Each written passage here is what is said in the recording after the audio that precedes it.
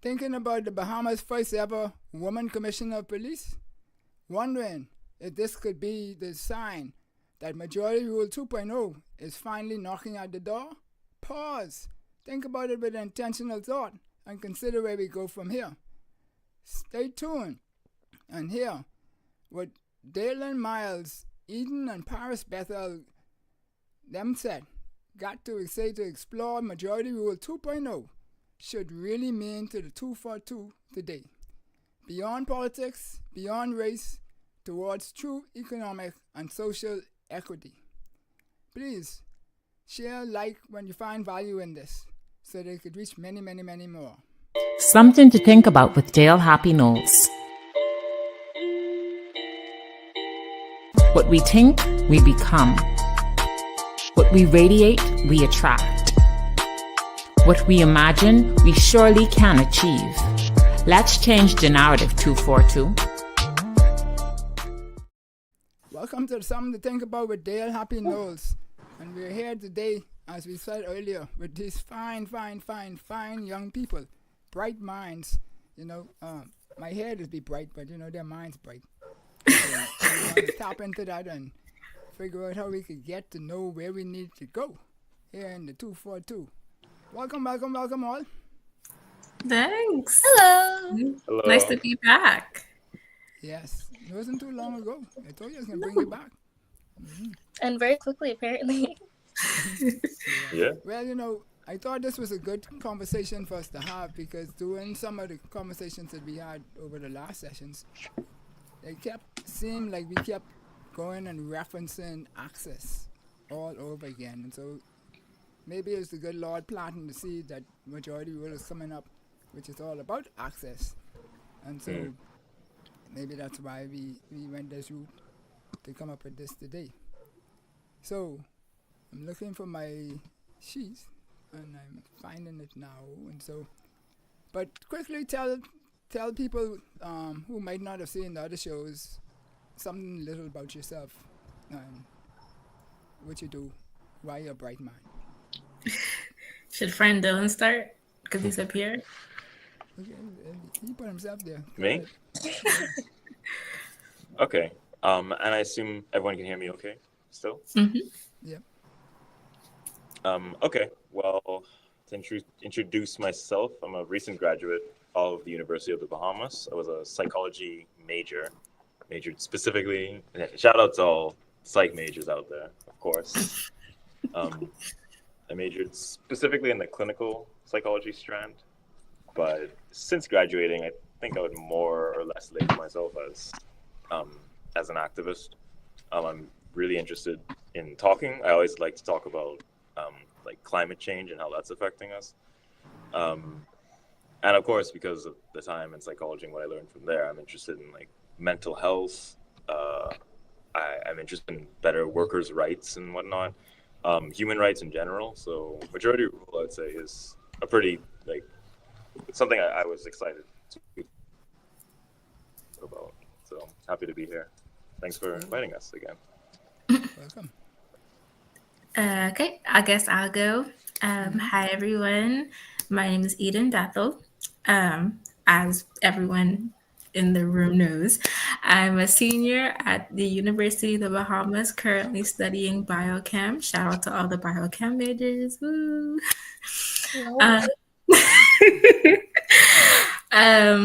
I got into, not recently, but over my tenure at UB, just talking about and thinking about how our society works. And I have to credit my sociology classes mainly for that, because it allowed me to begin thinking about our society and just having these conversations and reflecting on what's going on around us. Mm-hmm. Thank you to my sociology professors. And that's it. Hey, good night, everyone. My name is Paris Bethell. I am also a third year biology student at the University of the Bahamas. A lot of my interests are surrounding fiber arts and a interest in learning about people, I should say. Learning about my surroundings and what's existing with Bahamians or happening. Cool. That's very, very, very good because I mean, people is what make the world tick, True. right? Very true. So let's start by, uh, let's start by defining what majority rule is all about, right? And so you can hear me? Yes. There's some people who Yes, tend sir. to think, some of these scholars and the like, and I paraphrase some things that came from Oxford and from Merriam-Webster and a couple other persons I might post in the chat line later. But majority rule in its purest form is pretty much about majority governance, and the majority governance being the selection process of a government to afford equal and identical access to every citizen who have the right to vote, to reflect the true value of majority of the population who governs them, right? So that's part of it. Just to add a little bit more context to that, the majority rule in the Bahamas adds seasoning like we do for everything, right? It just can't be normal. Something you have to put some more salt or something on the food to get it to go. Plenty pepper. So it marks the pinnacle of one of our trinity, and I call it trinity, the political, economic, and social movement of the people. So in January 10, 1967, which will be on Friday, this year we celebrate the holiday. It's the first time that we had equal access that ushered in the one man, one vote scenario. Before that, we could vote, if you can imagine this, in plurality. Whether you had a bunch of property, you could vote for each property. How many businesses you had, you could vote for businesses. And this was a step-up stage thing. Depending on what gender you was, you weren't able to vote. Women couldn't vote at first. Right? The demographics, the class of people, borderline and that. But the big one for me was it was also an unsealed ballot at one point in time. Right? So everybody knew who was voting for who. And you hear on, if you listen to ZNS, I don't know if young people watch ZNS, but the Ed Bethell spoke on one of the shows, and he said that they used to tear the money in half, the £5, or give the electorate one half of the money. This would be the governing body at the time, and tell them to vote for them, and they would get the second half of the money after they proved that they did vote for them. You know, so, and people talk about how things are today. I wonder, right? So majority rule in the 242 was potentiated by this movement because back then you had an oligarchy of a small group of white businessmen who was controlling everything and managing the governance. And then you had the majority who were blacks, and then the rest of the majority made up of what they call non-lily whites, which would be people of all kind of hues and mixes, etc. Along the way, right? And so the Bay Street Boys were pretty much the majority of the oligarchy, and they control all of the businesses. They use government to facilitate their businesses. So we didn't really have government as we see it today. It was really because they didn't pay themselves. Government didn't pay the cabinet ministers. Their businesses paid them, and they used government to facilitate their businesses. That's the best I could paraphrase that part, right? And so we've seen over the years the political parties use race as an issue to determine what is what, and I guess it's really to maximize their opportunity for votes.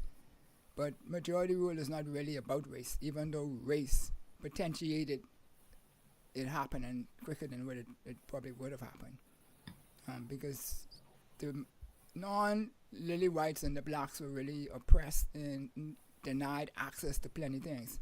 You couldn't go down Bay Street after 6. There was also scenarios where I understand that blacks and whites couldn't even sit in the same pew in church. Right? So you could go kind of. But I want you to consider one thing, because there's people who believe that majority rule started before 67, and then people who believe that majority rule only happened because, in essence, quote unquote, a black government of elected officials became the members in parliament. But really and truly, what would happen is that in 67, it was 18 for the PLP and 18 for the UBP, which would have been the white oligarchy party. And then you had one Labour and one independent, when Sir Alvin and Sir Randall and Sir Alvin. So Alvin jumped for the speaker position because he wanted to be speaker anyhow if he was associated with the UBP. And then Sir Randall held back, and they offered him, the UBP party offered him, apparently, according to him, Sir Randall, a blank check and told him to fill it out. But he had to vote for them. He had to lend his support towards them, so that the governor at the time will then say that the UBP party would be the governing party. Right? So that's how we got to this point in 67. And from there, we have grown in leaps and bounds in some areas and some areas not. And that's what we want to talk about today. So let's get this off the screen and let's go back to where we want to go. Right. So anything about that jump out at you that you wanted to touch on before we roll on?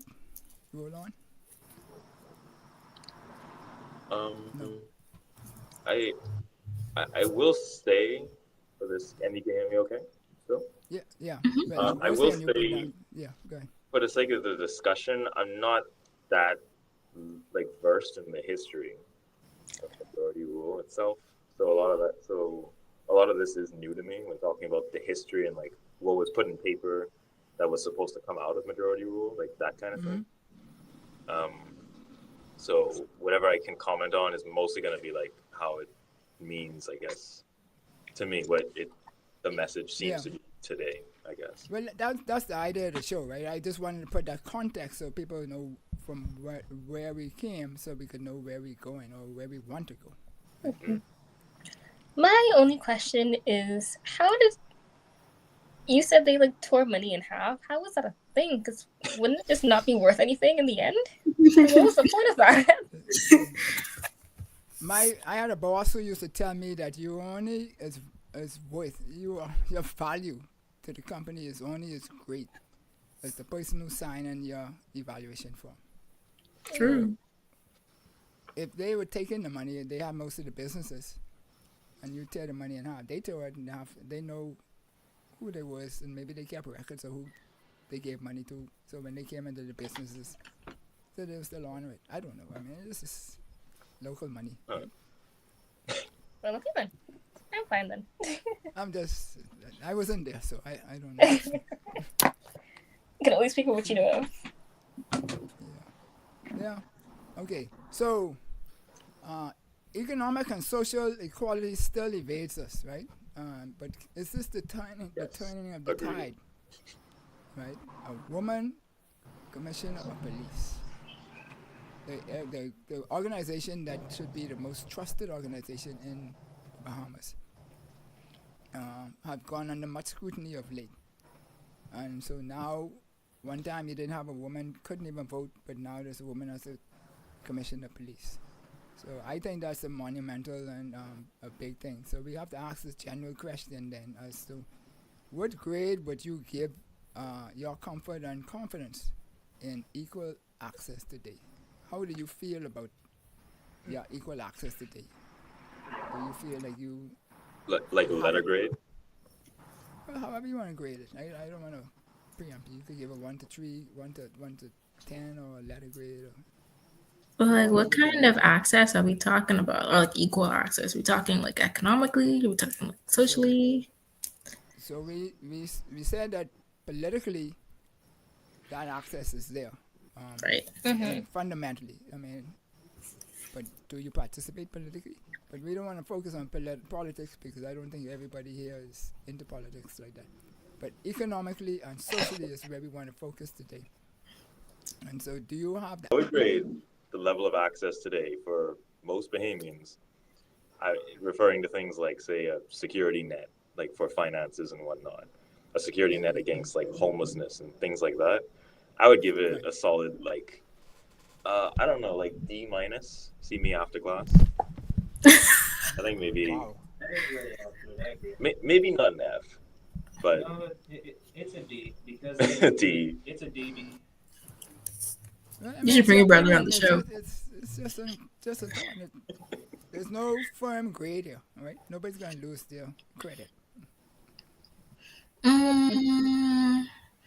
Okay, but should I compare it? Because I feel like that's the thing. If I compare access to, say, like the States in regard to like economics, then it's kind of, I mean, not that the States is a sound model for equal access at all, but if I had to compare it, I mean, I would give us a D just because of the question as well. Because it's like, do we have, I mean, economically, if you ask if I see my parents doing some of the things that more wealthier persons can do or have access to, no.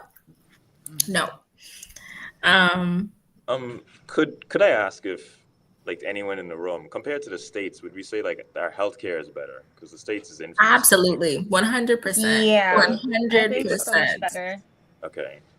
Now, people like, where this is kind of getting off I'm not topic, great, but but as a biochem student and aspiring doctor, people like to say or like to commend that the doctors in the States are like better trained, but at the same time, our doctors had to work twice as hard to get where they are.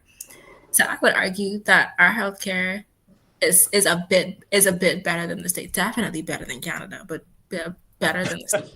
I think for what it is, it's so much better than For what it is. This Yeah, just the for it fact that is. we can wake up tomorrow, say we're feeling bad, and see the doctor is astounding. We take that for granted so much. But that's not the question. That's part of the question, because the question is to get your take, not what I want you to say. I want Sure. to know what you're thinking, how y'all thinking, how the people are thinking, the young people are thinking.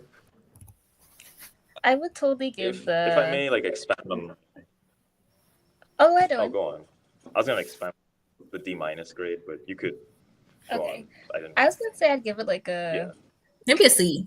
Yeah, I was gonna say C minus. C. Yeah, like a C minus. Give it Between a a C and a D, like a C Big- flat. C. Big Bethel intimidation. That's what this is. Sibling intimidation. Yeah, no, definitely like a middle ground. C minus, C flat. They still need to see us after class. Like Yeah, Yeah. definitely. Still comes Improve Like you this can grade. improve. Okay. You know, I'm 100%. pretty good standing. We still need to talk to someone at the end of the day. Will you pass the class? Probably. Maybe. But Just borderline class, but not with I'll flying pass. colors, though. No, it's not gonna pass ahead. the class. I don't know about that Yeah. personally. D grade. Yeah. You want Yeah. to continue on that one? It could be much better. Okay. All right. So that's good. So that means we should have plenty of ideas from you guys today as to how we can make it much better. So what does majority rule truly mean to you, and how does it extend beyond the political shift that happened back then? How would you like it? How do you see it? What does it mean to you? Anyone? Does it mean anything to you? P, you on it? Yeah, I was just going to say start with Paris. Like a very basic answer. Majority rule to me is just, like you said, equal access for all Bahamians to be able to excel or do as they please in the country. That's pretty much it. Okay. So that's what it means. So how does it extend beyond what happened or what we achieved in 1967? Let me just make sure I'm correct on this. In 1967 was when the Mason out the window and the PLP was in power, and people were able to, Black people were able to function within society. I think The Mace out the window was a little before that. not then, but 67 is when the PLP came into power or came into being Right. the government. okay. Right? Because Right. they had an election in 1968 that truly gave the PLP governing power because there was a landslide win, which was a bold move on Mr. Pinland's part to call an election 1 year after a previous election. But that's a different conversation, right? So what 67 gave us was the fact that each of you had the same vote as what I had, right? So it would just be 4 votes coming out of this caucus here.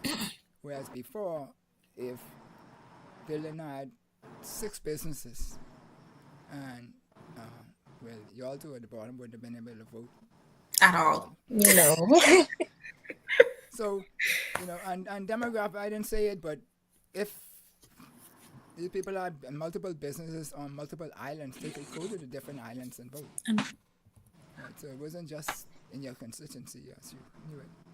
It was weird to think about what all could have happened in that type of environment. All right. Anybody else want to comment on that one? Dylan Freeze. I'll go, but I mean, it's a very basic question. I think I agree with Paris. Majority rule does mean equal access.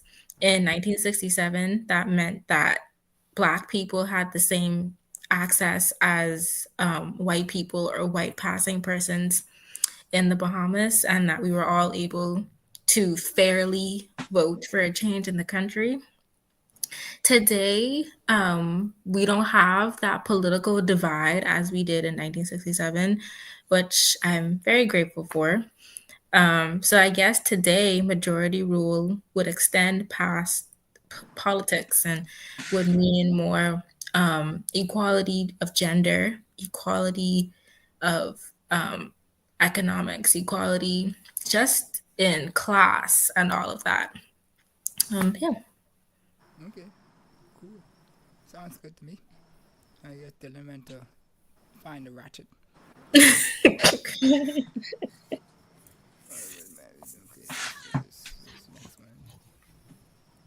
All right. So with the recent appointment of the Commissioner Knowles, I got to put him back in the studio. Do you feel this was just represents a genuine progress, or this is just another symbolic thing that somebody's using to get political mileage? Okay. Well, first of all, sorry for dipping out. I was having personal internet problems with me. This the internet. I don't mind taking that just to get it out of the way before I have another internet issue. I would say everything the government does is kind of a symbolic gesture, if I'm being honest. My brother here, you would agree? Everything, I'd say everything the government does is kind of a symbolic gesture. So, of course, I'll explain to you later. But of course, so when this was done, it is good, for sure, for women to be in, have access to whatever position. But this is a commissioner of police, which is a kind of controversial place of power anyway. Is it right? So, inevitably, I'd say controversial. Okay. Yeah, controversial in a way. As in, there's a lot of, I'll say a lot of damage you could do in that kind of position of power. So, so inevitably when the government, then makes a whole announcement and all that about, hey, we got our first woman into this position of power, then it's a symbolic gesture. But it is good, so it's kind of tricky like that. But that's my take. Agreed. 2 things can be true simultaneously, and that this is one of them. It was definitely a symbolic gesture, but it's good that it happened, but it was definitely intentional. Yeah, I agree, but I don't want to downplay her ability to succeed. No, she will do great. Right. Yeah. But I'm glad it happened, so maybe we'll see more movements for gender equality because of her appointment later on, even if it takes from when I'm older to see it. But it might happen, yeah.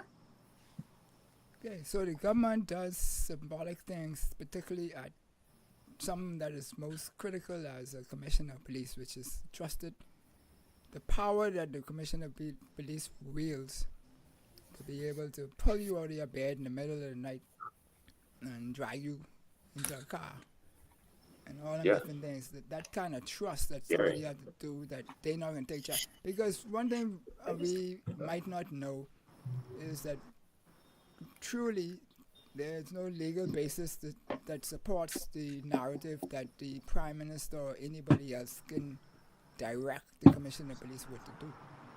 Right? That's a different study, but the law doesn't allow for them. That, mind you, they have to talk to each other, and the commission has to give the executive body, which is cabinet, updates as to what is happening and all that kind of stuff. But they like to keep their positions, and because they're appointed, then they tend to the handshake, rub shoulders kind of thing. But they don't have to, right? So that's a lot of trust you have to put in somebody to give them that type of position when they could really turn that on you. Yeah. Yeah. I also wanted to say, I feel like it would be like this makes it such a shame when like women do gain positions of power, like when Kamala Harris, of course, was like running for president of the US. Is that like, you know, of course, like a woman being in that position is great, but like where the government itself sits, that's the problem. Like the government is not all that, like, you know, the government has flaws that make it more like make you not totally comfortable necessarily with whoever is in position. I'm not trying to say like because it's a woman like that makes it a problem. I'm saying like whoever is in that position, you know, there's a certain level of trust that hasn't really been obtained. So like whichever decisions they do make is like, you know, and this is why when a woman is put in power, then that invites the question like, oh, is it a symbolic thing, or is it actually going to bring the change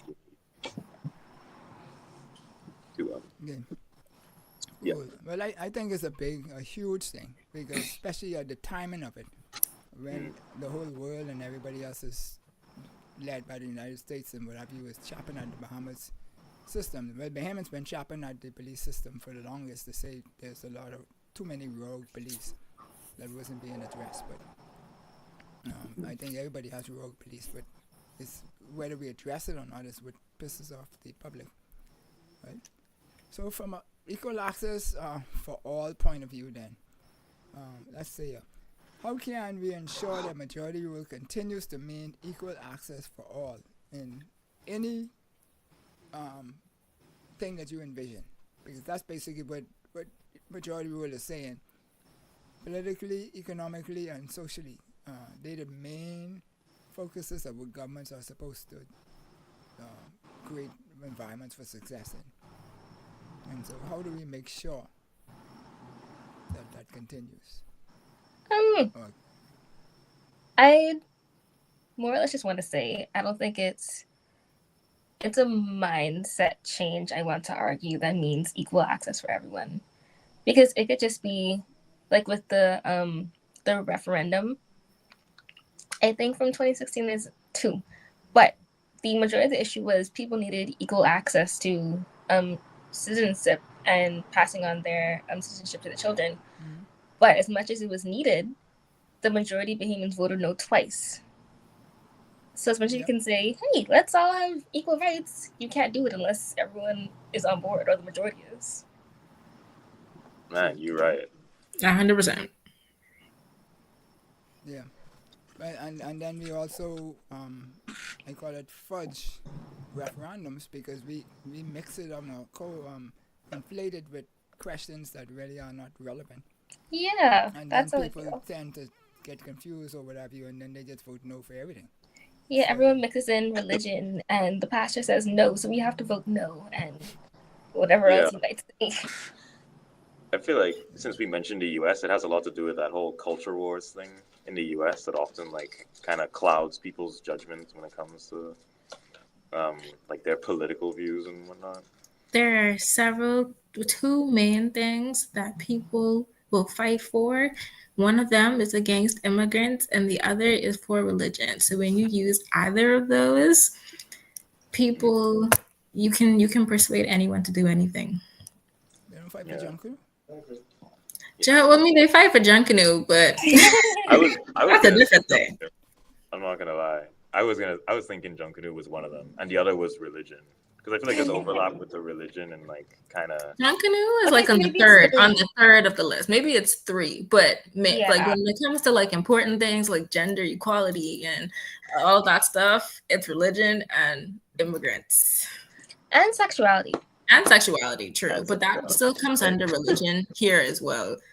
My brother said alcohol off camera. That's like 3.5. 3.5. Okay. It's cutting into, I guess, sexuality a little bit. From You have to rearrange it then.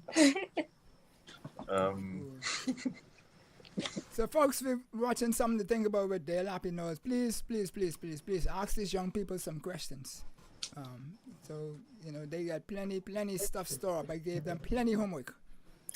So, we want you to tap into that so you could see how our people are thinking. I mean, this is only a small sample size of the young people, but it's a good size. It's a good content.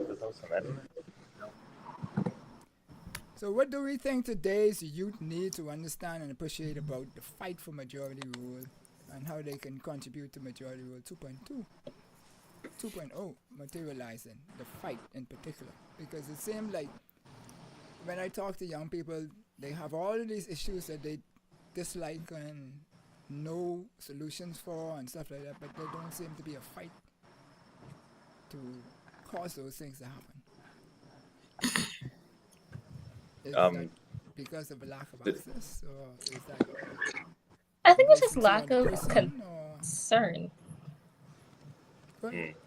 And that also stems from education, number one, because Dylan and I were just having this conversation yesterday. We haven't actually heard about majority rule for me since I took the history PGCSE, and that was 5 years ago. Yeah. Yeah. It's really been a minute. To me, this is the second biggest event in the Bahamas. Sorry. It's just a holiday for the rest of us, to be honest. Yeah, it's just a nice Monday, Friday to sleep. Go ahead, Dylan. It's a holiday, but I do want to say, like, I mean, to add to this, I feel like the issue is that the majority of people, and I'm gonna say like probably the majority of young people, because they are, of course, newer to this world, as strange as this world is. We don't understand the community suggestion that comes with majority rule. Like I don't feel like we really feel a member of communities outside of our churches and outside of, I don't know, if we're in some organization like Toastmasters and whatnot, which these help, of course. The church is, it's a good place to build community, but outside of that, I don't think that many of us really see that total freedom that would be suggested with majority rule. So you hear about it, you start talking about it, and you start to raise your eyebrow a little bit. Like, so this happened, but where do we stand now? I think that's where the issue is coming from. Exactly. We don't have the emotional tie to it, like maybe our grandparents would, or maybe our parents would, because they were experiencing the immediate after effects of majority rule. We woke up one day and we could vote. So You just want to vote for some people. Living in a digital world where the majority of things were at your fingertips, whereas you didn't have to run down the street to the next community in order to tell somebody to come and make a phone call. right. Those are some big things there too. Boy, Dylan's having trouble with his internet tonight. Cool. Yeah, I didn't realize how bad it really was until I sat down with my grandfather one day and just asked him what it was like. And he was telling me about the shillings and the whatnot, and how he feels like he's only just getting over feeling some type of way about racism in the Bahamas. Okay. So I think that was like, wow, this actually happened, and I don't know any of it. No, yeah, because he was a part of the contract, and so being in the States and all of that, like racism was a big part of his life. Right. And people don't realize that the majority of people on the contract came from the Caribbean. Right? Mm-hmm. Yeah. And so forth. But I mean, that's a big thing because I gave you all the general strike, Burma Road, Mm-hmm. Black Tuesday, etc. All of those are major events. We haven't had any of those type of events since independence. No. So it tells us either we have felt that we have arrived or we're living too good for ourselves. Maybe we've plateaued. I feel like someone said that at one point. We've like, oh, pardon? I don't think the young people have plateaued. I don't think y'all got started yet.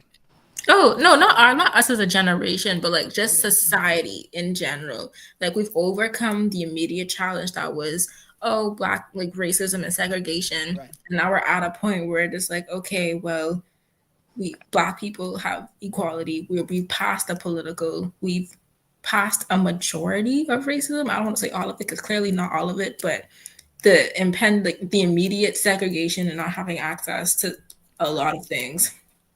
And so now we're at this state where we're like, okay, well, it could be better, but it's not that bad. And so we're not at a place where it gets extremely bad and we're extremely angry to the point where we begin to make change again. Right. Yeah, like I said, I think with Paris, I said that if the pain that it takes to take action is not significantly less than the pain that you stay in your comfort zone, you will not move. Right. Or take the action. Mm-hmm.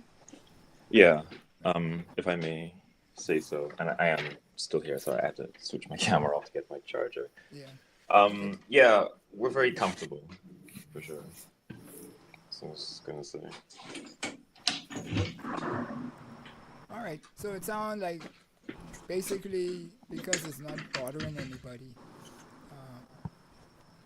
Well, then let me ask the question this way: do the young people, or are the young people interested in learning about the history, or is that just a way by? That was something that happened, and so we now here. Let's look at now and move forward. I mean, I am. I'm interested. I think it's very few people. mean, generally, yeah. Yeah, very few people are. I think most people our age are trying to make their bag and start acquiring money. Right. Like there are so many immediate pressures going on that history of the Bahamas is not our immediate concern. No, history is kind of a let me get an A in this class and move on. And many persons didn't even take the history PGCSE because it's an option. It's So Yes, the most last time they people- heard about it was primary school. exactly. It's an option. You can take geography or history. yeah. And most people choose geography. Yeah. Mhm. That's something to think about.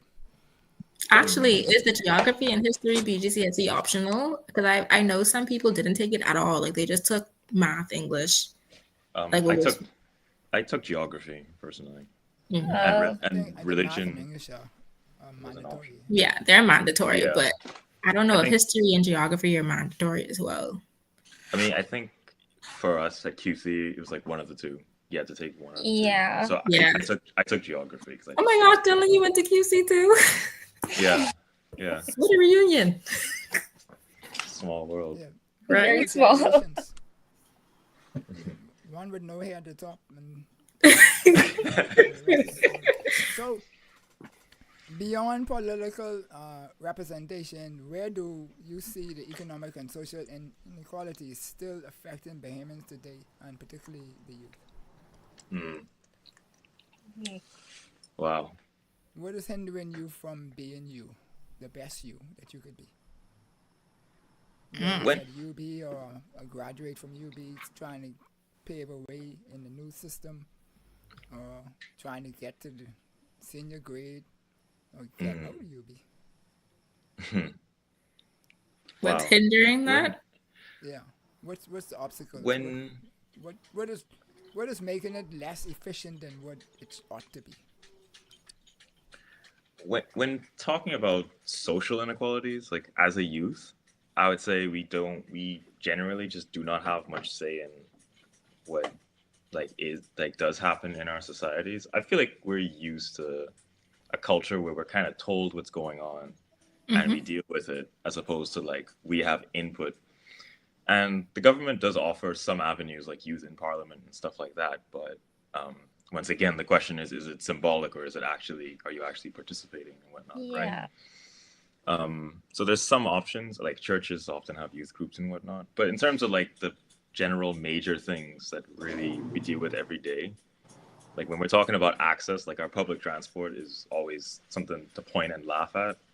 Like we as youth often rely more on public access, and yet it doesn't seem to be getting any better. So that's where, I don't know where that falls under economics or social inequalities. But talking about social inequalities, how much say we have? Well, how much money you have?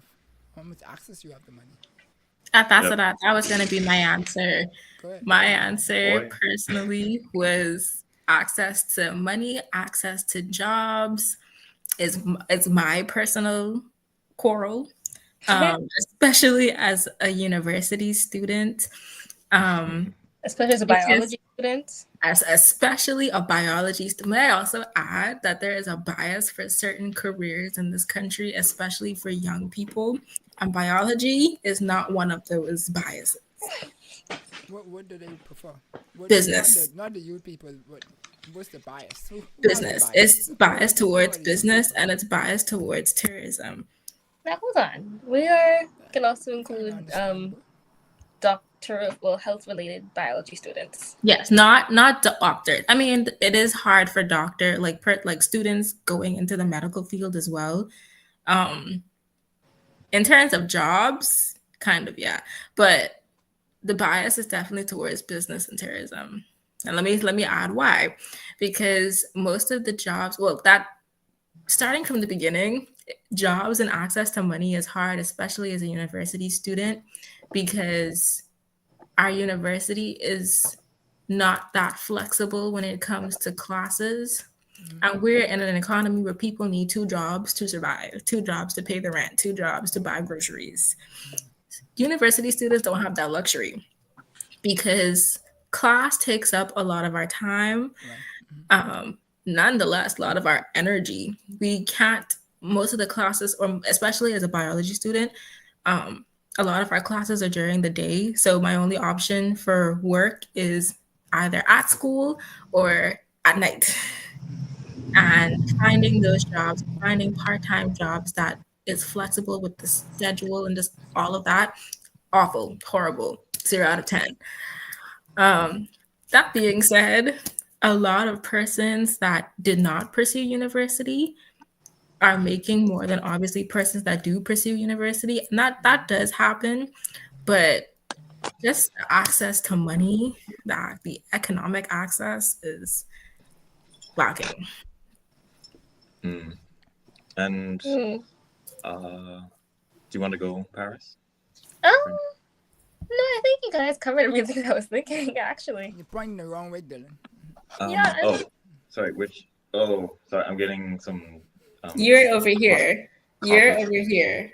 Or over here. Okay. Yeah. I think it looks different on my screen, actually. Because on top of me is the good Mr. Knowles, and to my right is Paris. But anyway, I was gonna add that a big part of like a challenge as a young person, and speaking as an older young person, a big part of the challenge is like what we deal with individually when we are just kind of like thrown into this world without like a lot of guidance. A lot of our own parents, for example, didn't know how to manage like finances like at all. Yeah. They weren't very like bank or financially savvy and whatnot. And so they bring us into the world without having some knowledge to pass down. So we're kind of thrown in on the deep end. And yes, to be honest, looking at how the older generation carried on, you'd swear they didn't like they really skipped out on a lot of things, but you know. Yes, You know, I agree. Somebody, not to cut you off, but somebody told me the other day, just this last week, that some of the things that they skip over is because exactly what you just said, because they don't know. Had a lot of things going They on. don't want nobody else to know that they don't know. Particularly the children. I mean- And so they don't. But you avoid have to know. Something like managing your finances, something like credit cards, especially because the Bahamas is entering a new era where credit cards are becoming more prominent Yeah. and more useful. And I think they had spoken about like establishing credit the same way like the States and Canada have established their credit line, like how that's becoming more like integrated. We have to know. Mm-hmm. That's going to become And important. Get mentors and cheerleaders. So you have to create them yourself. If nobody's creating them for you, you have to bind together and find ways of creating them. Tap into people like Professor, myself, and other people who might be willing to help find the right people for you. You are absolutely right that arrogance is a part of it. Because I know Yeah, I as a male definitely I am pretty I can be pretty stuck up with like, you know, financial situations, wanting to like kind of deal with everything myself just to kind of prove it. There's probably an element of arrogance on both sides. Looking at I it. think that same level of don't talk about money because it's taboo or whatever, not that's an issue. That's a household issue. I actually have like other households. I've experienced it with other people. They just don't talk about money, period, which is bad because if we want to start talking about economic access, I mean, and equality, the only way that we can achieve that equality is if we start having the conversations, start comparing, start taking notes. Yeah, Y'all under went to capitalism. QC. Y'all everything went to else. QC. I don't know if y'all went to the same QC I went to. I, No. The I, people I who doubt it. Not. the people doubt who it. delighted in me, when I would visit them or what have you, the conversations in their house was not about buying a car. It was about buying a boat Mm-hmm. and how they were gonna make money from that boat and stuff like that. And I used to just sit back and listen because that was not the conversations that we had, right? Mm. But you have to find a way to put yourself in those positions Mm-hmm. to learn some of Agreed. those things. Now I don't know how it is now, whether people mix, because I mean there was a period when there was no mixing at all, for sure, right? At QC? Yeah, man. There was. Oh wow. Which is Hey. wild. I I was mean, Which is surprised. crazy because the I QC that think I we was went in to. in the Yeah. middle when it started to transition differently, right? But I The thing with that sounds QC like is a show by itself. with QC, I guess you need a certain amount of privilege to get into it. So I feel like when you're at that point, you're gonna be more like money savvy, maybe in some way. Maybe, but I you don't can. think so because by the Okay. time, I mean, it's okay. Dylan, I don't want to ask when you graduated because we're on the live, but 014, okay. 014 oh, for So life. by the time Paris and I entered QC, we didn't. A lot of the students looks like us. I think even more so the QC. Yeah. I graduated 2022. The QC now is different from the QC that I do Very different. 3 Very years ago. very different. So They even were more so, the having QC changes. a lot of the same. I mean, not I mean, a lot of the same experiences when it came to like wealth and stuff. Especially, I graduated 019, and I don't know if you remember, but QC won BISS 019. And Right. so, especially for me, we were getting a lot of athletes in, you know, and not every athlete came from, I don't know everyone's situation, but I want to say not a lot of, like, not everyone came from a position of having the resources Right. to have conversations about buying boats.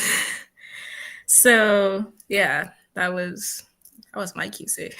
Yeah. Yeah, but you know what you just said is really a product of the majority rule movement. True. Because one time, persons even like myself couldn't go to QC as light as me, right? Especially when it was downtown. There was total segregation. Then you had persons like myself could get in, and others spot this, spot that, and then they would give. I don't want to call it a grant, but sort of a sponsorship, like for persons who were underprivileged, a handful of those to come into the school around, and that would Okay. going on. I was in there around the 70s or so, and then I don't know what happened in between because there was too much green in QC uniform for me to stick around. So So much green. yeah, well, let me not say it that way. I mean, the bottom line is just how we felt as students, where some would mix with you and some didn't. Whilst I was at school, you could be playing left, right, and center with certain children, and then sometimes when you see them downtown or with their parents and stuff like that, they didn't know you from Adam. Oh, wow. That used to bother me, so I used to just ignore them all and say, okay, if you want to play with That's me, not then you cool. come and play with me. Yeah. I was special like that. I couldn't care less what people think. I didn't even care about school, so No, that was weird. That's definitely weird. One thing we can say is that we definitely appreciate the older generations for surviving the periods of like total apartheid for us, but the economic and social situation still is not where it's at, and I think No. that's the problem. That's where we're. And I mean, that's we why all have more are now. conversations on it, right? Yeah, and we're Especially with honestly. people who have the ideas, because it's not. To me, we're just recycling. And what y'all talking about earlier was the colonial thing, right? Where we said, speak when you're spoken to, and not before, right? So you weren't supposed to speak. Right. Manners make it man. You're supposed to listen to your elders and not backtalk them and all kind of stuff that the colonial people taught, which is a part of oppression talk, right? To keep people oppressed and so forth. Yeah. Right. So We were that talking seemed about like that. an avenue that we could tap into some Definitely. more and try and help build more Yeah. collaboration. Yes. Before we switch the question, I kind of thought about an answer as well. We were talking about like how we were all privileged to attend QC. That's one of the inequalities I feel like is still affecting the youth, just because we like, I don't know, I just feel like the school experience that we had should be a general school experience. I feel like there should not be a difference no matter the costs. I mean, the cost should go down 100%, but there should not be a true difference in the experiences of like private school kids versus public school kids. It's school. You know, like everyone deserves to have a good education. Everyone deserves to have their education open doors for them. And to add to that, I hope I'm pointing in the right direction. To add to that, yeah, we don't even talk about it, but here in the Bahamas, it's so funny that like generally when you get to the college level, everyone is COB now UB, but you always ask everyone like what school, like what primary school, what high school did you go to? Everyone went to like so many different kinds of schools. We've developed like schemas, you know that if you're in psych, you maybe know that term. Schema or worldviews of like everyone from different schools. Like I think people from like QC maybe on the more considered on the more stuck up end. Not that it's true, but like that's kind of like something that they say about QC students. But it's because we've all come from like so many different, like educationally, we all were educated in different, no matter which way you see it, different areas, different, you know, places, different schools. Right. And it would be so great. Indeed, like one big UB school, you know, Exactly. a college island. That would be amazing. Like an educational island. But go on, Paris. Sorry. Someone proposed that before, that we move to a different island to have the true college experience of not being at home. Oh, wow. Sign me up. Yeah. So we touched on this earlier, but so the question I was just asked is the second part is how can education better inspire younger people for what's happening with the generation, the majority rule, etc. Because you said it's not being taught, people don't know about it. So how do you think we should go about causing that to happen, to be taught, etc.? First things first, make the history BGCSE mandatory.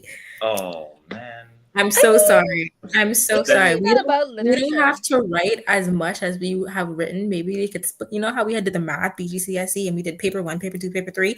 Maybe we could do something like that and have the basic level paper 1 for everyone, and a part of that just be not the Arawaks. We know about the Arawaks. Let's learn about the Burma Road strike. Let's learn about riot. Sorry. Let's learn about the general elections, at least the bare minimum, you know.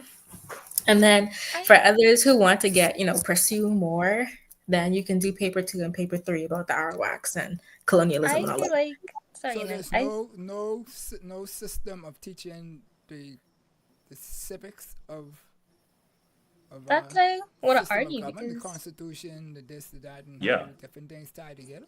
I'm That's sure not you Yeah. have gonna your happen. junior high school Yeah, the junior class for the does. social studies BJC, which is why I want to argue that you can say that the literature BGCSE should be mandatory, even though not everyone. Well, it was mandatory back in my day, but I know It's not some schools mandatory don't. anymore?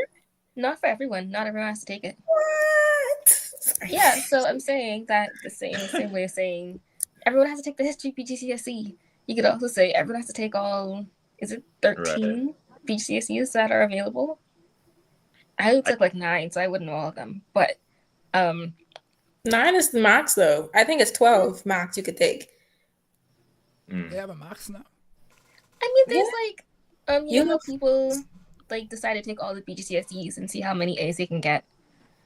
Or maybe it's 14. It's 12 or 14 is all the BGCSEs there is. So Yeah, but I feel like the junior high social studies, I think that's sufficient. Are we making it just more relevant? I mean, now? if you're talking about if you're talking about youths just as junior high school and who knows what they know, yeah. But if we're talking about people our age, that means you wouldn't have done anything or learned anything since grade 9 or grade 8 or grade 7 because you're now doing the social studies BJC early. Well, maybe So the how are you gonna solution. run a business Go on. if you don't know the history of what happened? Because businesses gonna have to rely on a lot of that too. Indeed, a lot of businesses I feel do indeed run without necessarily an awareness. Yeah. It's like, I think Cultural young awareness. people are more like, you know what, doesn't affect me. I can keep going without this. And right. Oh, it's been working. Maybe not well, but it works. okay. This is a really interesting question to me because I feel like it is mandatory. I feel like everyone is eventually taught majority rule at some point. I feel like it's always important. Just like how in America they always teach about, I mean, maybe they don't teach about it, but like the civil rights movement there. It's kind of like a staple in They Bahamian teach about that history. every day. Maybe not in the classroom, but every other part of their society, they drill in patriotism and what all these different things mean, so you could know it. True. Right. But with something like majority rule, I feel like it's important to teach, and when you teach it from like a colonial point of view, you can tell people that you can maybe arguably lie and say like we have achieved majority rule. And so it's almost like kind of like a way to comfort people in that kind of way. So in that way, it's a staple. How effectively it's taught, like of how impactful it really was, I think that's the question. Like what kind of progress do we still have to make since majority rule day happened? But that's not something they focus on. I feel like we talked about this in our last video.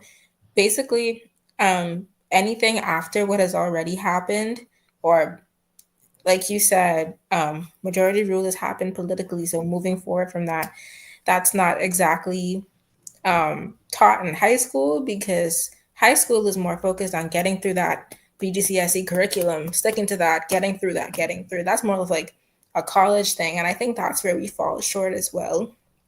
Because, I mean, yeah, that's more of like a college thing. And that's if people choose to take sociology. And that's also if people go to UB, because if you're in, a lot of our students go off and they're not exactly taught about Bahamian society when they're away.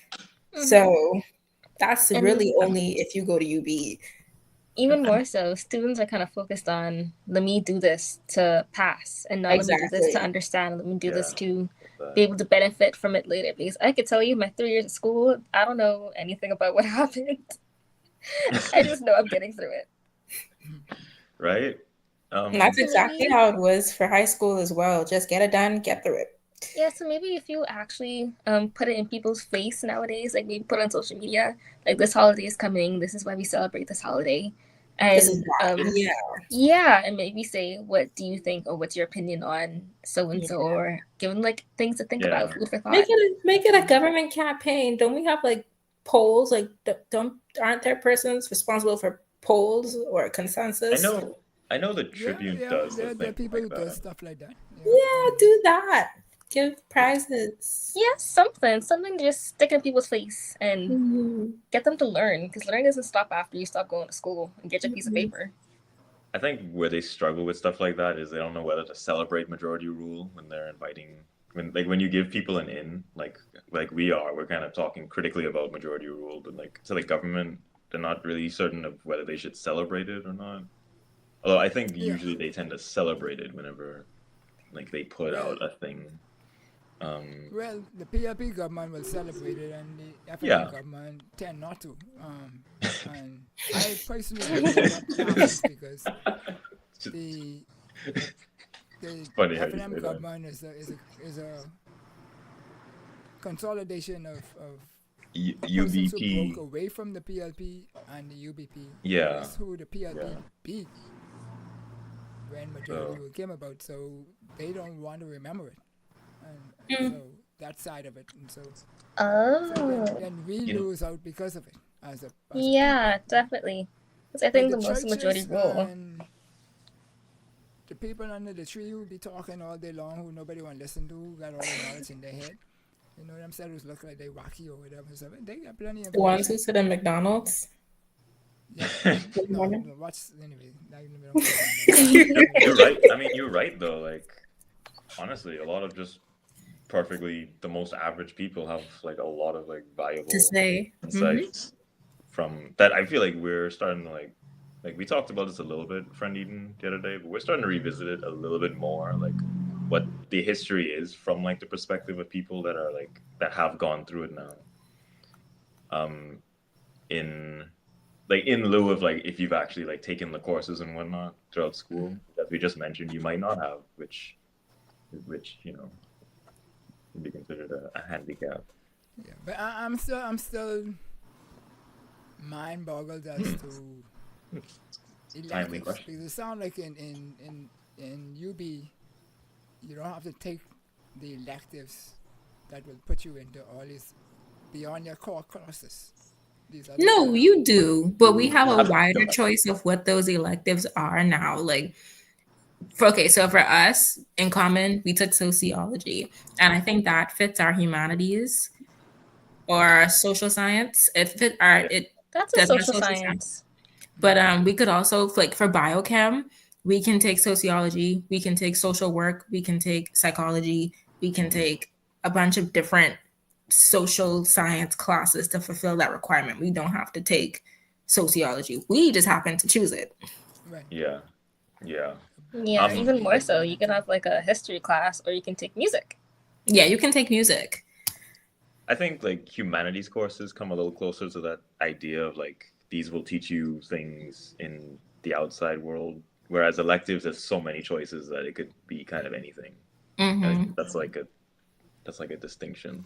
I like how you keep using the outside world. Excuse me, you used it during the show when Eden was on. The outside world, like it's two worlds. I mean, dude, is that true? My son says it all the time. He's 31, and he says all the time, "As a dad, you don't know this is a different world out here." You know, we don't have access to what you have access to, right? I feel like I agree. I feel like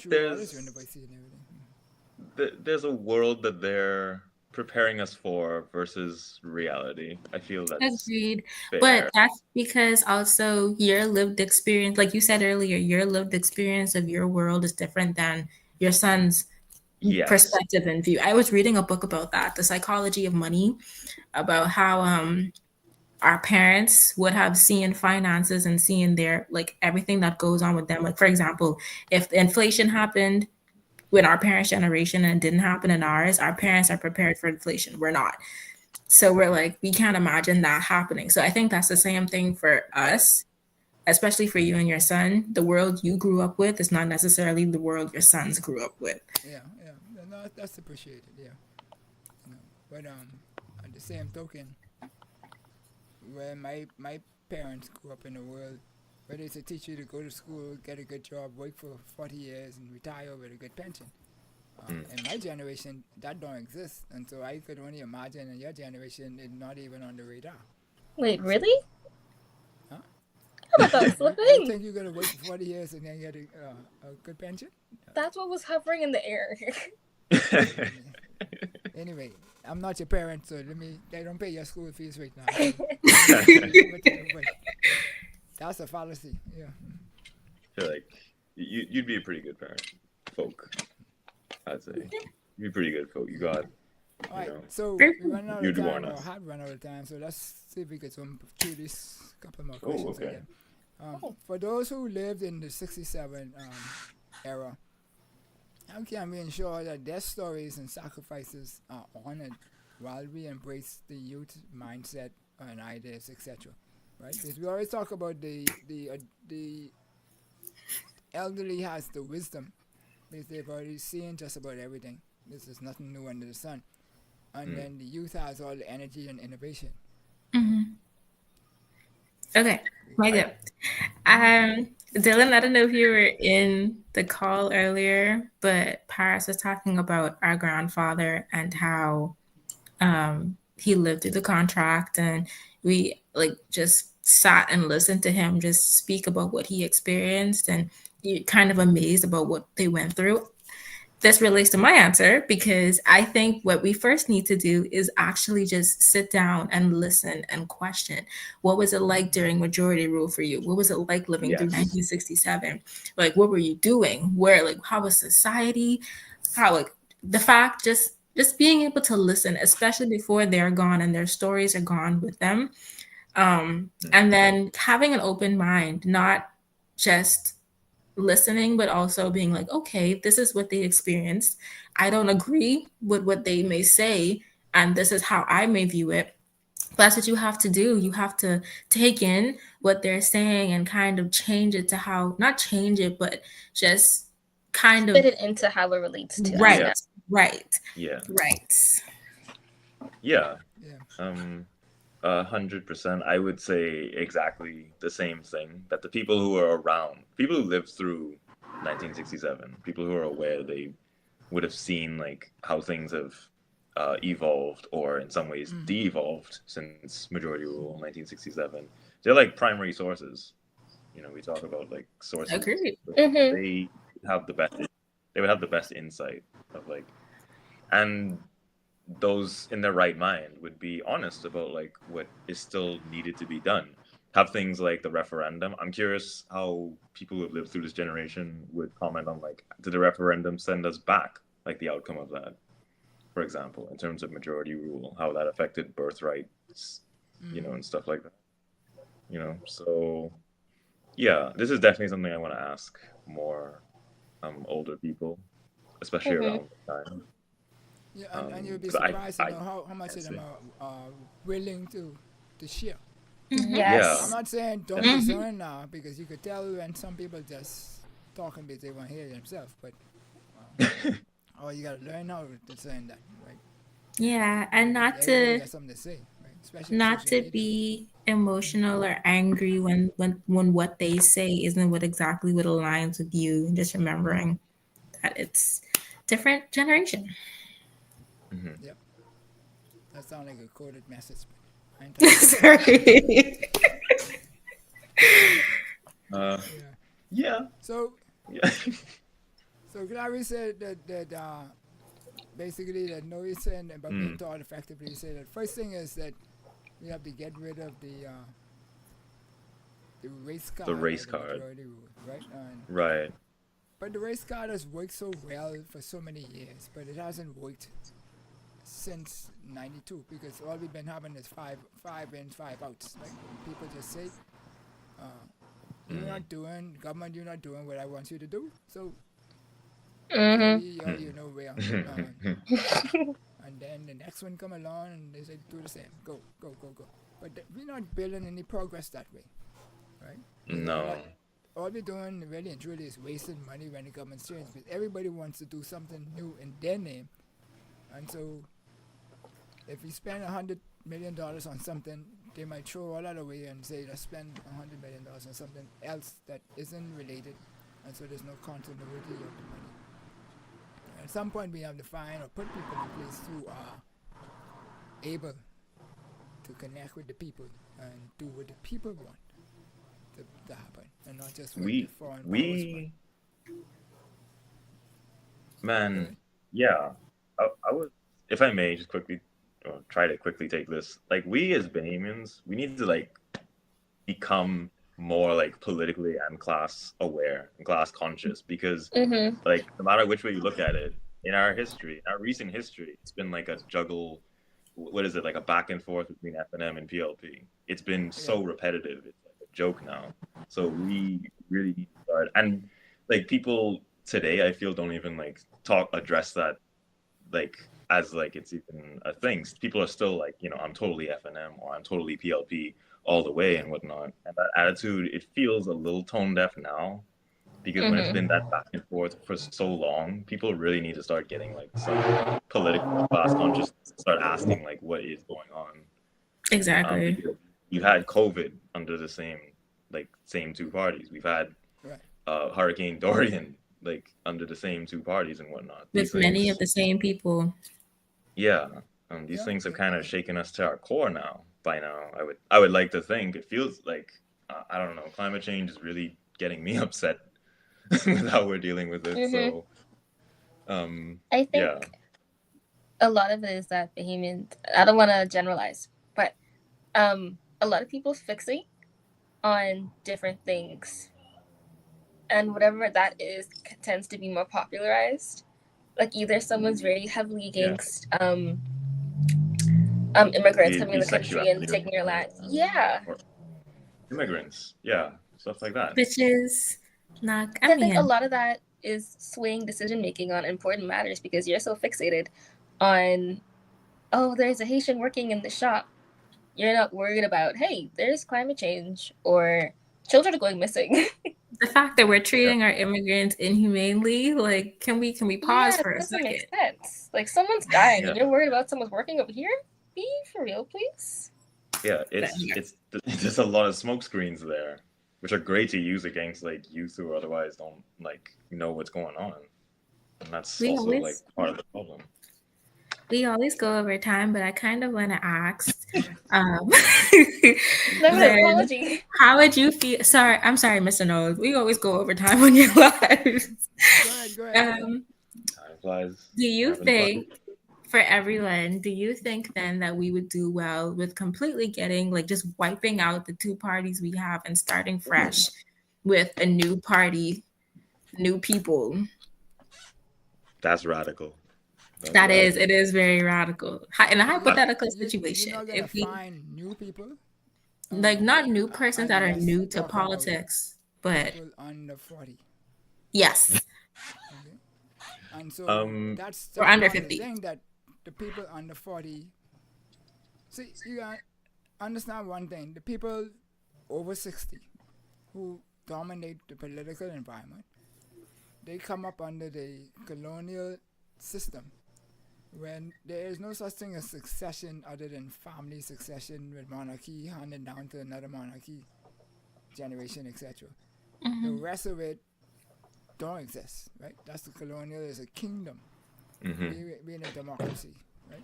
And so there is no passing on power in their mindset, their generation, their attitudes, their psyche, right? You have to take the power. And that's what they did from the UBP. They took the power from the UBP. And so that reinforced in their mind that that's the way you're supposed to do things. But when you look at businesses, all the successful businesses always have a succession plan. Who's leading it? And so you have to do that with the country also. But that's not going to happen right now, right? You have we have to get beyond that majority rule generation. Just like Moses out in the wilderness, they weren't able to go in to Egypt until the mindset of the Moses generation disappeared. Then we could say, do your stuff, part the waters, walk through, let the waters come back, kill all other people. So, the Bible could be brutal too. So, if I may, go ahead. I think you're absolutely right. I'm commenting as like an older young person again. I think you're absolutely right. It's not gonna happen anytime soon. The real changes that we want. I mean, okay. I mean, I'm gonna just forget the labels entirely. No, go ahead, man. I only tease. But I think you're absolutely right. It's not gonna happen. I hope it happens in my lifetime, of course, but it's not. Yeah, I hope so. I don't think it's gonna happen anytime soon because we just don't have enough awareness. Why not? To be. I mean, we rejected this whole generation of digital, so everything happens fast in digital. We need. So why that can't happen quick? Because we tried it before with DNA, and then how that ended up. Mm-hmm.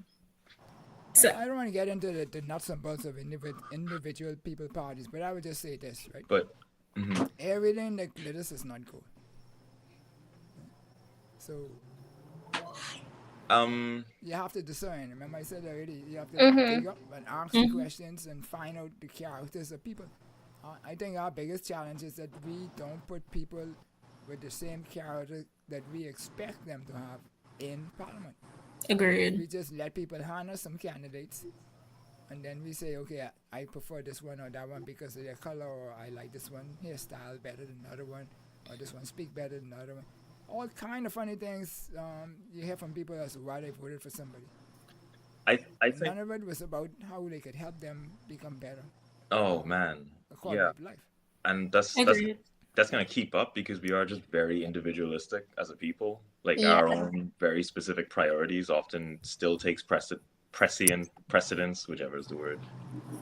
So we're still gonna see a lot of that, like voting for arbitrary reasons, because again, we're not all that politically conscious, and there's gonna be a lot of that frustration. But hopefully, some of us will continue to keep learning, like, and taking note of the consequences as they come. Like under this political body, we have to keep learning, and then eventually, hopefully, a certain level of awareness will build the demand for the alternate party that Friend Eden suggested. The alternate parties that Friend Eden suggested that could take, I guess, if you want to do it that way, take the power by popular demand in a more informed way, as opposed to just being like arbitrary, like that it's there, but kind of rambling here. But yeah. It has to be systematic though, because just having a new party, I mean, we've had CDR, we've had DNA, we've had COI,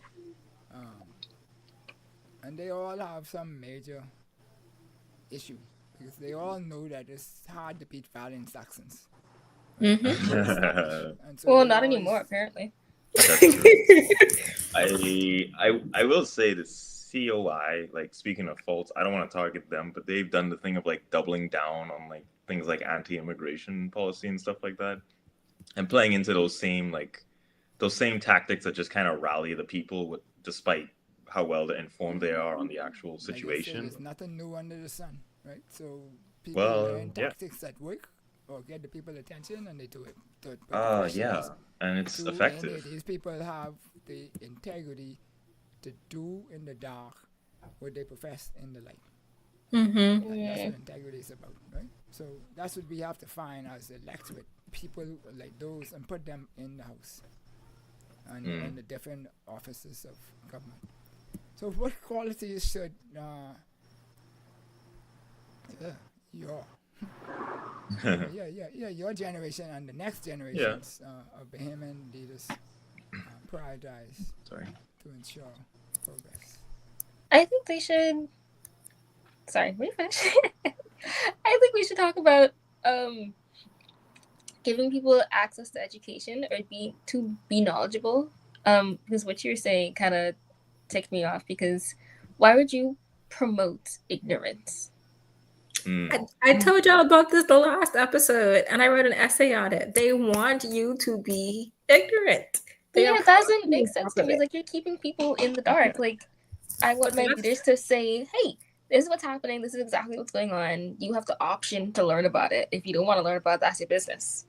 To But bounce at off of, least continue. sorry, to bounce off of you, Paris, I think that stems, and also like Dylan says, I think our generation of leaders and the next generation of leaders need to put aside their individual goals, put aside whatever they do and like what they desire from this. And I feel like once you put aside, oh, this Well, is gonna give me money, oh, this is gonna give me power, this, that, and the third, and you start focusing on the betterment of the country, then that's where they're gonna be like, okay, I don't want my people to be ignorant, so let's educate them.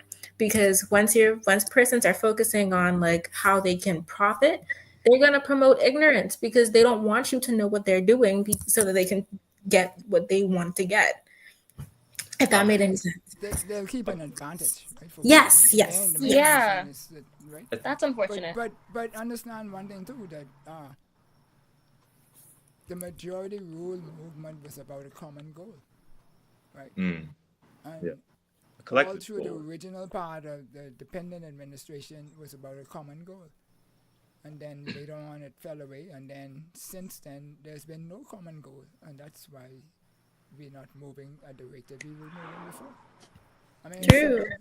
We have been very democratic, but arguably we can say it's a fault when we, as we were saying, have been playing into ignorance. I think a lot of why ignorance tends to endure is that it does play into our individual interests. This is why you see like some people like fall for conspiracy theories quite a lot about different things, because it's having that sort of narrative you can craft yourself in ignorance, like relating to this thing. It's a powerful control factor, but it's something that, like, individual interests are always going to be there. So it's not to say like to completely wipe them out. Right, The yeah. one Eden, they're always going to be there, but we do need to learn to like have some like a proper grasp of collective interest. Collectively, we need like better public transport. Collectively, we need, we need to prepare ourselves. We need to form better community structures in response to climate change. But we still don't seem to be there yet in the conversation because we're very bogged down in politics. And we mentioned the race card earlier was a big part of the meaning of majority rule. But here we are, kind of debating that now. Like, so, I guess if I have the floor to answer the question, any leader needs just they need awareness, but they need a body behind them, for sure. They need like they need this. This is why you need to understand the structures that exist. So what you And mean see a how- body behind you? You mean like a group? Well, yeah, a group. Oh, Like, but a group, organization or something. Okay. not a. You can say a political party like, say, the DNA or the COI or the PLP or FNM. They are arbitrary, but we need a body that represents, like, for example, the like disabled communities. We need someone that will represent the people in most need in the country, and then work your way up from there.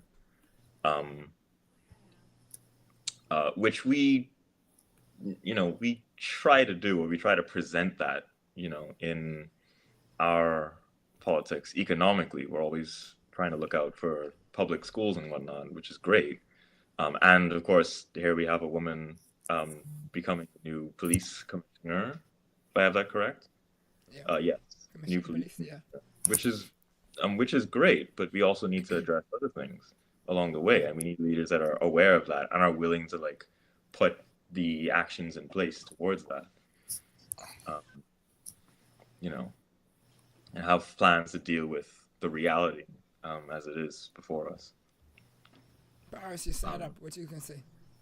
I'll just grab my charger. I I'm think you're good. coming with some great profound thing that was getting knocked. Cool. All right, so we got two more here. Boom. Okay. Wow. So how can we foster unity between the generations? Basically, yeah. So we could have, we could have this vision that you all have in your head. We could materialize that. it kind of What do we need from? What do the youth need from them in order to cause this to happen? Because they're not gonna cause it to happen, so you need to make it happen. to kick things off, we did kind of answer this with like an understanding what majority rule means to the generations that experienced it. I guess then the next phase would be like, what is the next majority rule, like major majority rule event? So I So guess, you have to define that. They well, feel yeah, that they've accomplished. So yeah, we do.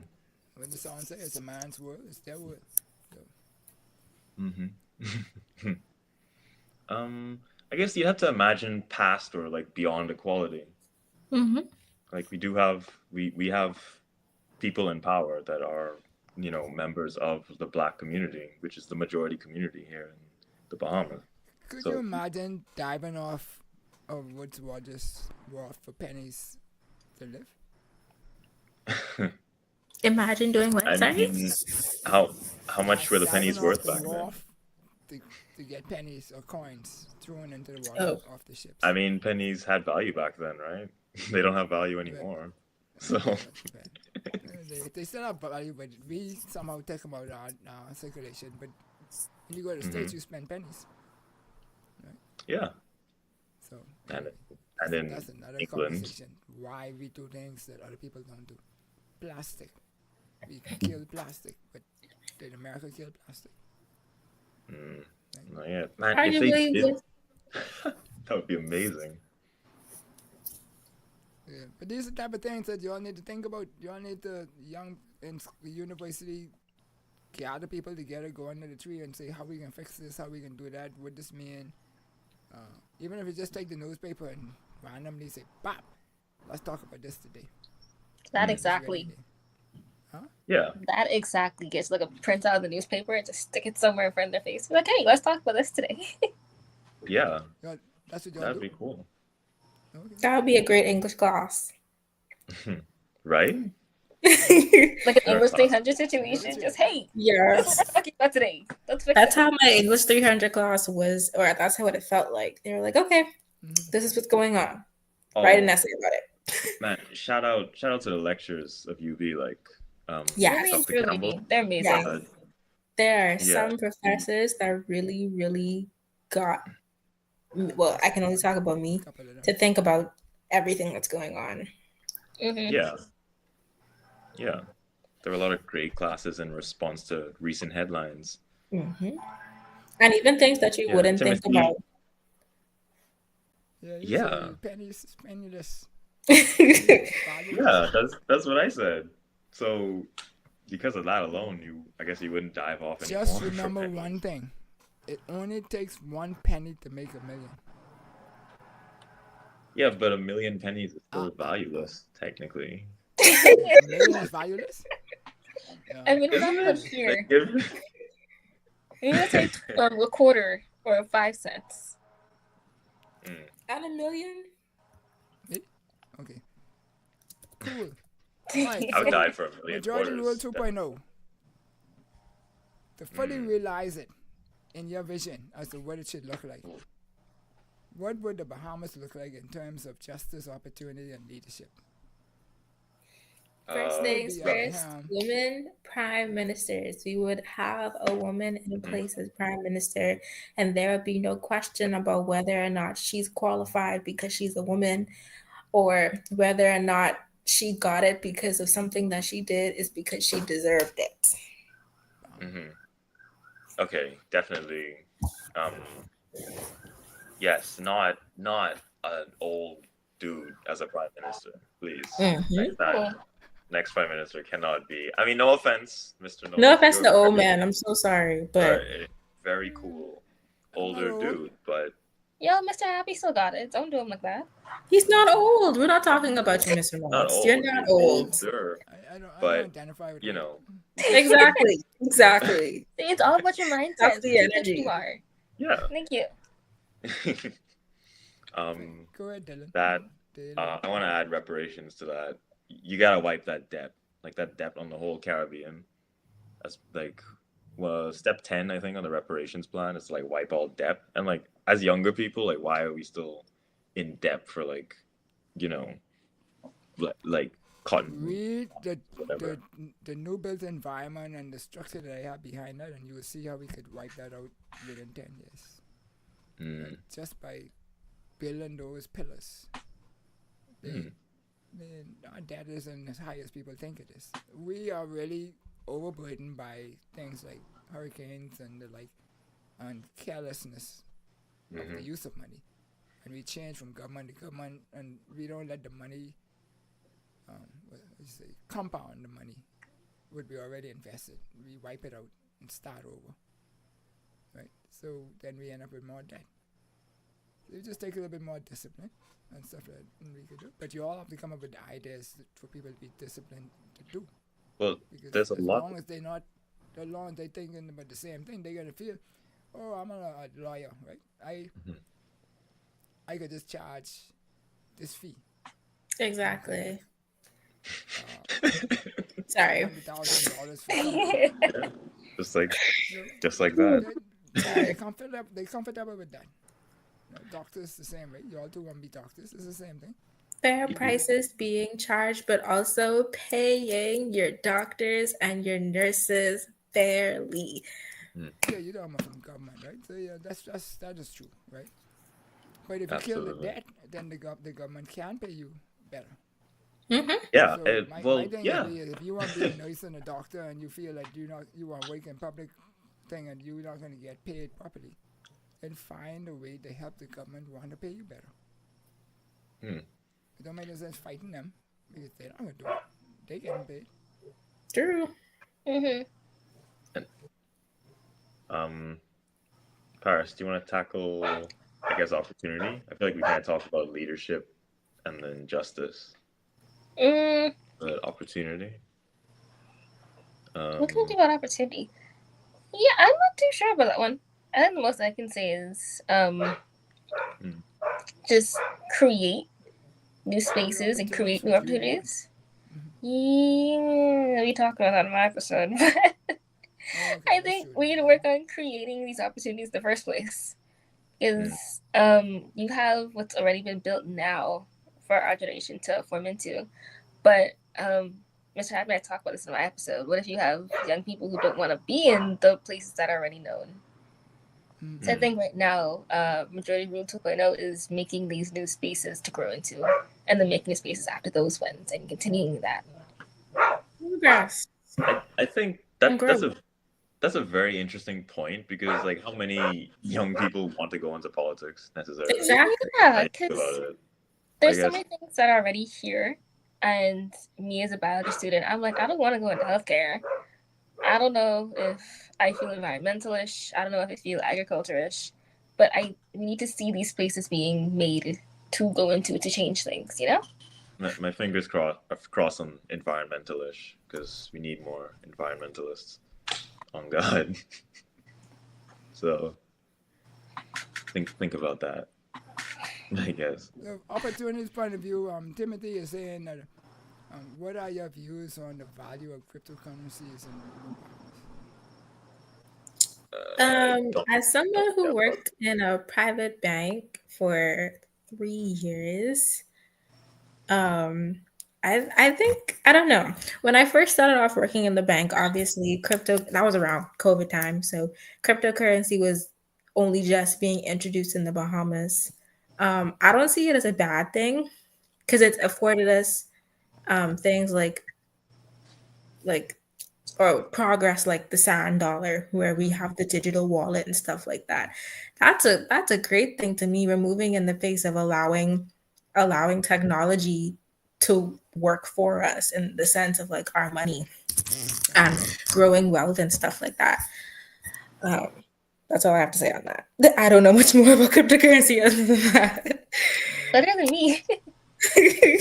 I don't know much here. I personally like the progress that we've made with cryptocurrency. I like that what it's doing and what it promises to do with money and with finances. Yeah. I don't understand how cryptocurrency works still enough to not be skeptical of it, I guess. No. Now, Everything- you definitely should, and especially when it came to that whole like scam thing, the pyramid scheme. I know a lot of people. Pyramid schemes for everything. Yeah. True, that's what I was gonna say. A lot of people are wary about that, are wary of that, and when it came to cryptocurrency, but you can get scammed doing anything. So, yeah. Thank you, Tim. Timothy. Thank you for commenting. Timothy Blair. I know sometimes I call people by short names, which is not good. But anyway, cool. All right. So the big question of the hour. You didn't say much about justice, but that's fine. I mean, What? reparations. Yeah, you said repetition. Yeah, that's right. Yeah. I don't know who you can get it from, but Well, I have a few ideas. don't hold your breath. No. But I mean, they might give you something, but it ain't be what you would it really wait. But anyway, that could be a long conversation. Boy. What haven't we discussed that you wanted to discuss today or share today that you would like to share before we go? I'm pretty okay. Yeah, this is very informative for me. Yeah. Yeah, there's more about majority rule as an event that I want to know about, because in the back of my head I confused the mace throwing thing to happen like on majority rule day. Black Tuesday, yeah. That was Black Tuesday, and it So wasn't. they keep talking about the black, right? And the black in each of those meant something different than the people, the color of the people. Mm-hmm. Right? It meant people, but it meant not the color of the people, right? So you black out government. The base was the symbol of the house, the power of that allowed the House of Assembly to operate. Mm. So if the government democracy is set up on the basis that it's supposed to be for the people, by the people, or by the people, for the people, then the power should be out there with the people. And so if you're not allowing the opposition to speak in the House of Assembly, then that's why Sir Lennon picked up the mace and threw it out, and then Sir Milo Butler picked up the 2 hourglasses and threw them out. Now, Sir Milo Butler was a huge fellow, so not too many people was getting fool with him. I didn't know that. He's not a small guy at all. That's Y'all didn't kinda have those interesting. books with the Sir Milo Butler on it? I feel like I haven't seen his actual face and shape. I feel like I've only seen drawings of him, like black Yeah. and white. No. I feel like it makes sense. I've seen his face, Yeah, so actually, he looks like a big dude That seems even valid. from the picture, even from the $20 bill. yeah. Where is that, right? But Yeah. Y'all know there's a bust of him in Russell Square, right?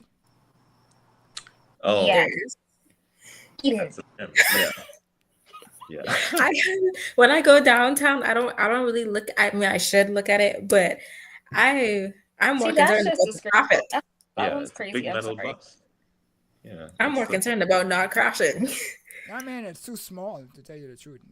It's a disgrace because you have a big Queen Victoria, and then you have this.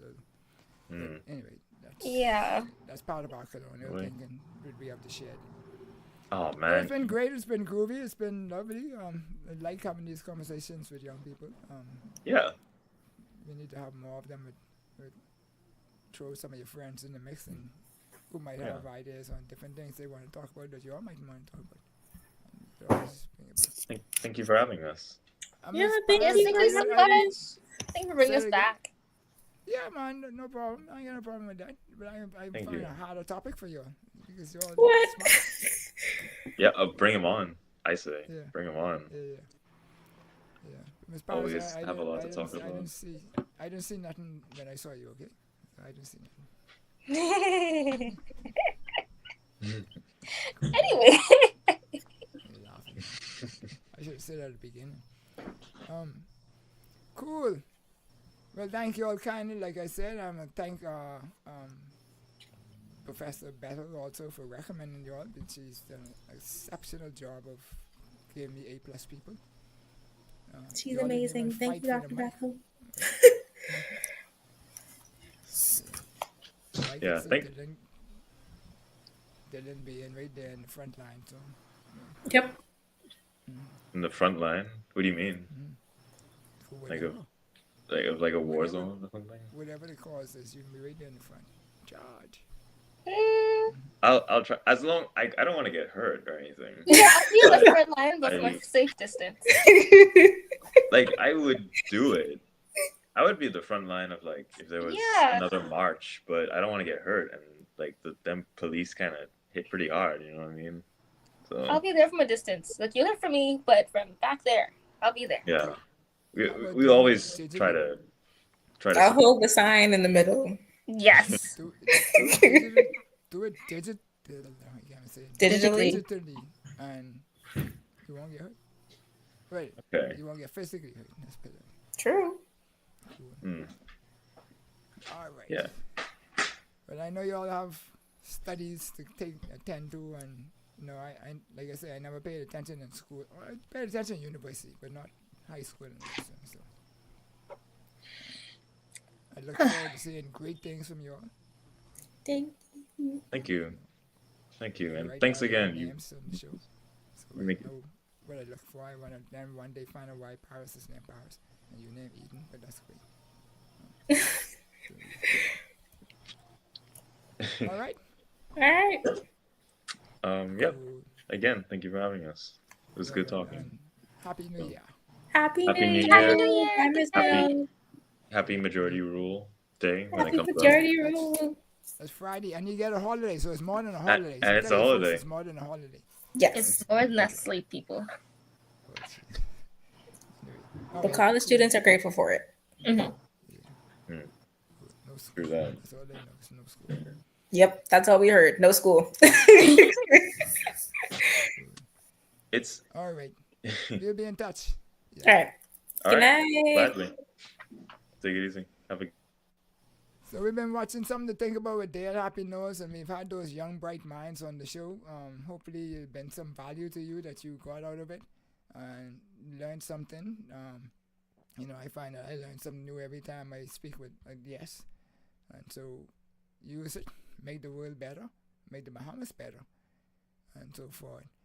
And until next time, when we be here on the same bad channel, next week is Valentine's. And so, boy, you might have some love on the show. You never know. Love, love, love, love, love. Till then, see ya. Why my thing not going? Oh, no. Boom, boom, boom, boom, boom. It's not going. Now it's going. Enjoyed the show? Then subscribe to us for more educational and inspirational content. Ring the bell so you never miss a show. Let's change the narrative 242